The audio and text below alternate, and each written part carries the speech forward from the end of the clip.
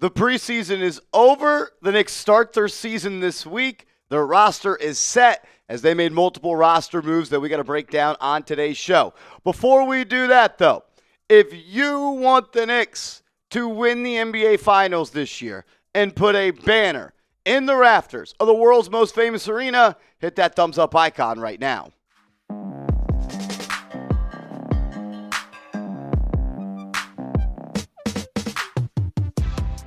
This is New York Knicks Now by Chat Sports, and I am your host, Marshall Green. Appreciate everybody for stopping by as we recap the New York Knicks roster moves, as they had some decisions to make following the final preseason game.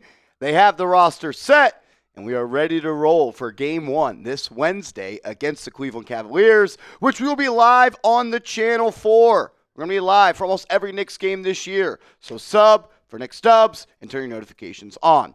All right, the first roster move the Knicks made, they have waived sharpshooting Guerschon Matthews. The 6'6", 28-year-old has been one of the better three-point shooters in the NBA over the past couple of years. He shot the ball well at the beginning of the preseason for the Knicks. He was in a competition with Landry Shamet to make the team.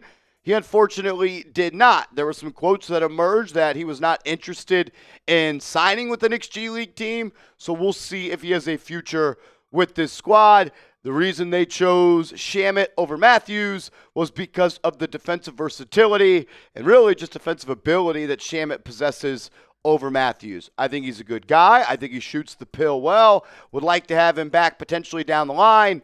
We'll see what happens there. The New York Knicks are also moving on from the 32-year-old center Alex Len.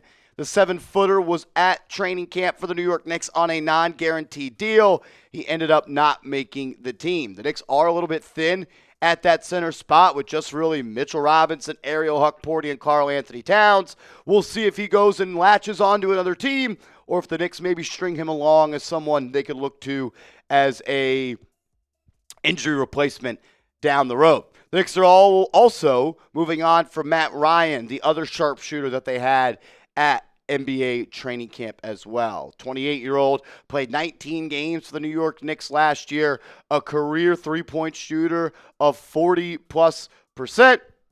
They are moving on from him. So the New York Knicks, they have 13-ish, 14-ish players on the roster. I'll tell you why I'm sounding like that in a second. But let's just dive into who's on this team and what this depth chart could potentially look like. Jalen Brunson is your starting point guard. No surprises there. I think he could put together an MVP-like season this year. Once he finds the groove of this Mike Brown offense, I'm really excited to see what is going to happen. I don't really think the Knicks have a backup point guard. I've got Miles McBride slotted into that spot. Really because he's kind of just the best option you have at that spot. I don't think that he is really a point guard. I think he's a off-ball wing trapped in a guard's body, but you got what you got, and you got Tyler Kolek as your third-string point guard as well. I've listed Jordan Clarkson as the backup shooting guard for the Knicks, but I think you could almost make the case that he is the backup point guard, and he will be the guy that handles the rock off the bench. You'll probably play Clarkson and McBride a little bit together, and I think Clarkson should maybe handle the ball a little bit more. But Mikal Bridges, your starting two guard, a lot of hype about him having, I guess you could say, a bounce-back season in his second year with the Knicks. I thought he looked really good in the preseason. Mike Brown has been extremely loud and sung the praise of Bridges over the last couple of weeks. Called him an all-NBA defender last week. I think his offense is going to grow. He's going to have more opportunities. He's just going to be more involved. The aggressiveness and the physicality seem to be there in the preseason. We'll see how he ends up playing this year. And Landry Shamet, who gets one of those final roster spots, he is your third-string shooting guard. He also can play the small forward spot as well. Your small forwards, OG Anunoby, going to be the starter. Missed the last preseason game, I believe, with an ankle injury. We'll see how serious that is. Injuries in OG Anunoby always scare me a little bit, but I'm not going to let this one ruin my mood up to this point. Josh Hart continues to battle some injuries that he is dealing with at this time. Hasn't returned to practice in a full capacity yet, so we'll continue to monitor that one. And then you got Mikal Bridges, the second-year first-round pick at the back end of the bench at that small forward spot. Curious to see if he gets any minutes this year and if he'll continue to be a Knick by the end of the season. I want to welcome back DraftKings, the sponsor here on New York Knicks Now by Chat Sports. We love having them as a sponsor, and they got an awesome deal going on for all of the real ones. All your favorite NBA players are back, and DraftKings Sportsbook, an official sports betting partner of the NBA, is the place to bet on NBA stars this season. New customers, bet just $5 and get 3 months of NBA League Pass. Plus, score $300 if your bet wins, paid in bonus bets. It's an awesome deal. All that information will be clickable down in the comments and description. So download the DraftKings Sportsbook app and use code KnicksChat. That's code KnicksChat. Bet $5 and get 3 months of League Pass. Plus, get $300 in bonus bets if your bet wins. In partnership with DraftKings, the crown is yours. Gambling problem? Call 1-800-GAMBLER. In New York, call 877-8-HOPE-NY or text HOPE-NY 467-369. In Connecticut, help is available for problem gambling. Call 888-789-7777 or visit ccpg.org. Please play responsibly. On behalf of Boot Hill Casino and Resort, Kansas, pass-through of per wager tax may apply in Illinois. 21 plus age and eligibility varies by jurisdiction. Void in Ontario. Restrictions apply. Bet must win to receive bonus bets, which expire in 7 days. Minimum odds required. NBA League Pass. Auto renews until canceled. Additional terms at dkng.co/audio. Limited time offer. At the power forward spot, Karl-Anthony Towns will be the starter there this year, number 32, coming off a career year with the New York Knicks. Played the center spot under Tom Thibodeau. I'm not worried about Karl-Anthony Towns, but I didn't love the way that he was used and played in the preseason. I think it's going to take him a little bit of time and some games and some minutes to find out what his role is and what's the best way that he could be effective. I think Mike Brown and him will have to go through some trial and error. I thought he had a lot of success last year as a center because he was more athletic than the people that were guarding him. And on the defensive side of the ball, I worry about him guarding players on the perimeter. So I don't love that as well. Guerschon Yabusele is your backup power forward. Gave him $5 million to sign with the Knicks over 2 years. That second year as a player option.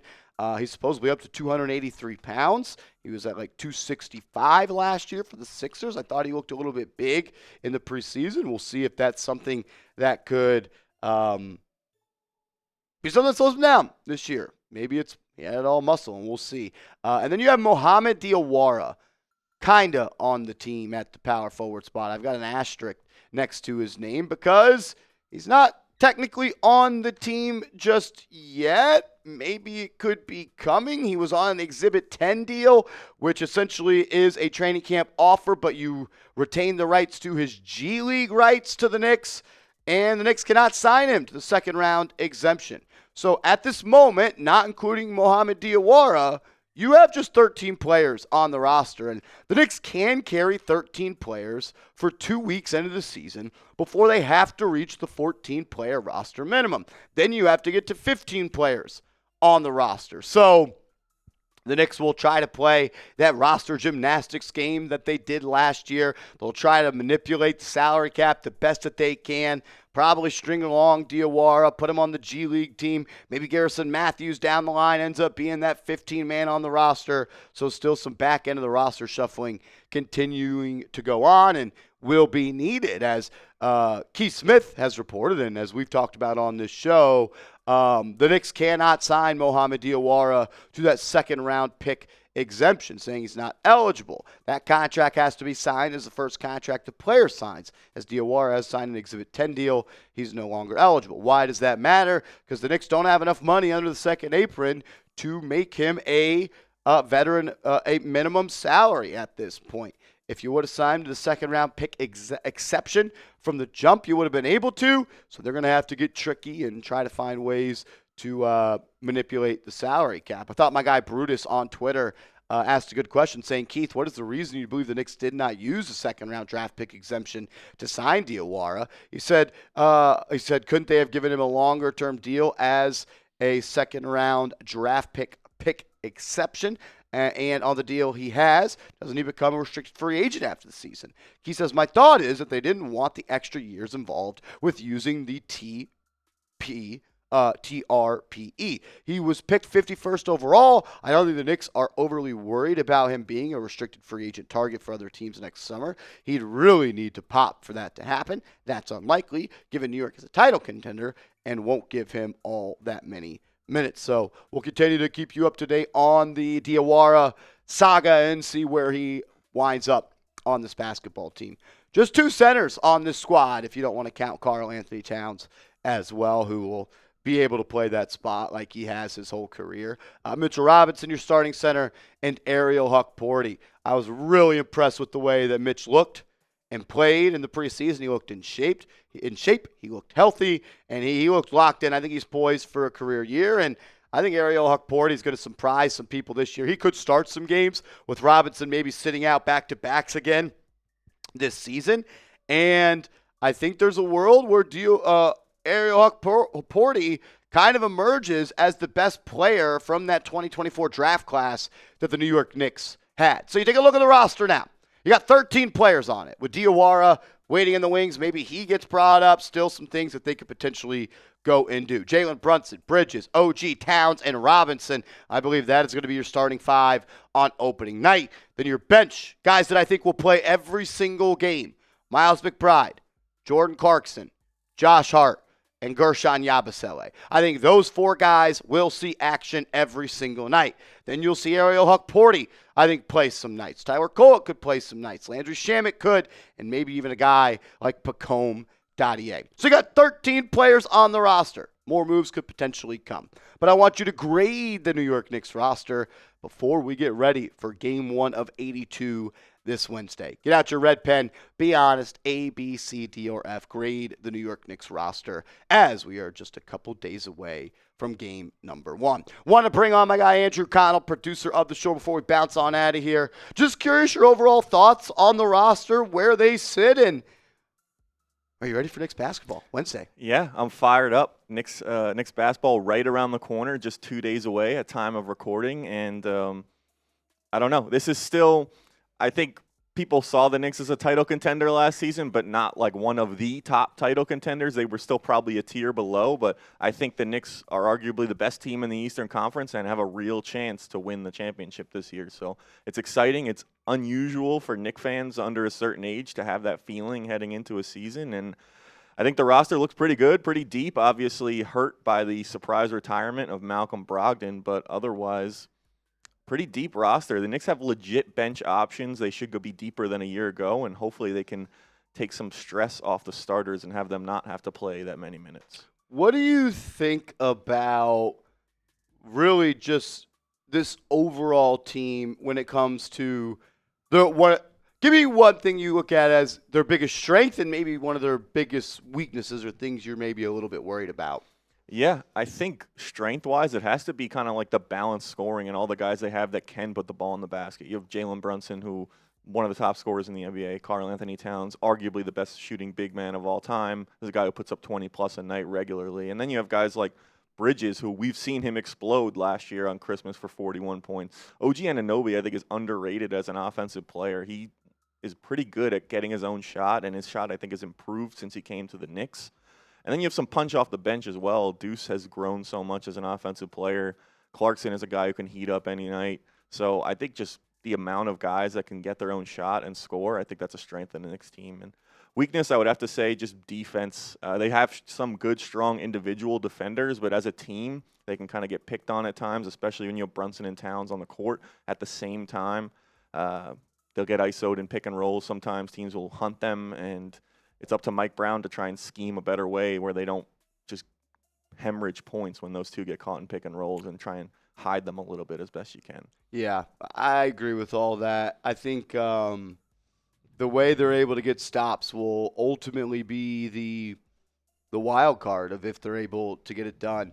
I guess one more thing I have for you, because a lot of people have asked me this, is, Marshall, are you worried that the Knicks were 31st in pace in the preseason, despite Mike Brown making a conscious effort to verbalize they want to play faster, practice they played faster?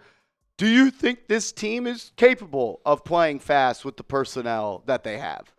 Yeah, I think they are. I think it's probably going to be more when the bench comes in the game. And I think maybe that preseason metric has a little bit to do with the fact that Josh Hart was injured and missed some time in the preseason. He's a guy who really kind of revs the pace for the Knicks, gets that rebound, can go and just go ahead and get on a fast break and find open players or finish strong.